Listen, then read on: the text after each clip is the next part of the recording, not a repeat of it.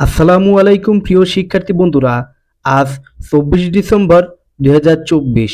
প্রতিদিনের প্রকাশিত দৈনিক পত্রপত্রিকা থেকে সংগ্রহকৃত আমাদের আজকের এই কারেন্ট অ্যাফেয়ার্স। সম্প্রতি ইসলামিক ফাউন্ডেশনের নতুন মহাপরিচালক হিসেবে যোগ দিয়েছেন কে? তার সঠিক উত্তর হচ্ছে আব্দুল সালাম খান। ক্ষমতাচ্যুত সাবেক প্রধানমন্ত্রী শেখ হাসিনা ও তার ছেলে সজীব ওয়াজেদ জয়ের বিরুদ্ধে যুক্তরাষ্ট্রে $300 মিলিয়ন পাচারের অভিযোগের তদন্ত শুরু করেছে কোন সংস্থা?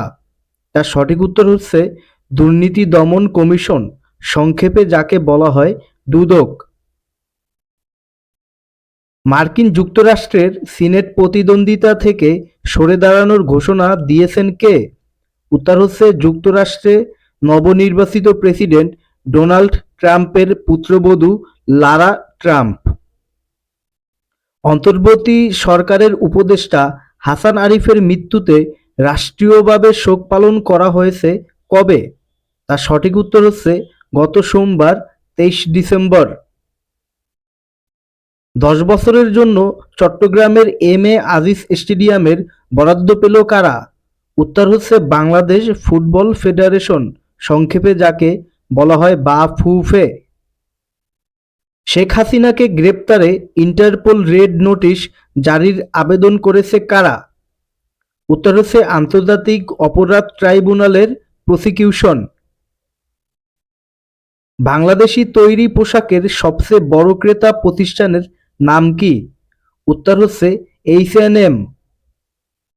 প্রথম বিটকয়েন ডিজিটাল মুদ্রা তৈরি হয় কত সালে?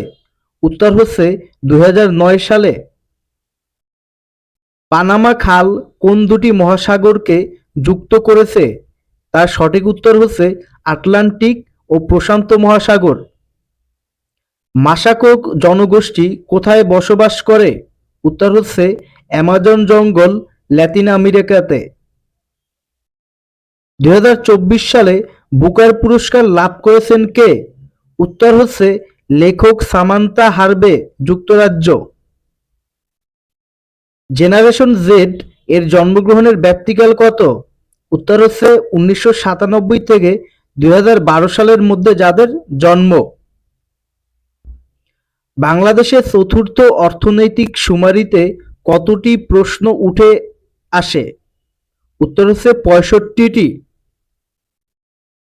শিক্ষার্থী বন্ধুরা, আগামীকালকে তোমাদের জন্য ডেইলি শিক্ষা কারেন্ট অ্যাফেয়ার্সের পক্ষ থেকে একটি কুইজ থাকবে। সেই কুইজটি হচ্ছে WHO এর তথ্য মতে বাংলাদেশ বিশ্বে কালাজ্বর নির্মূলে কততম দেশ?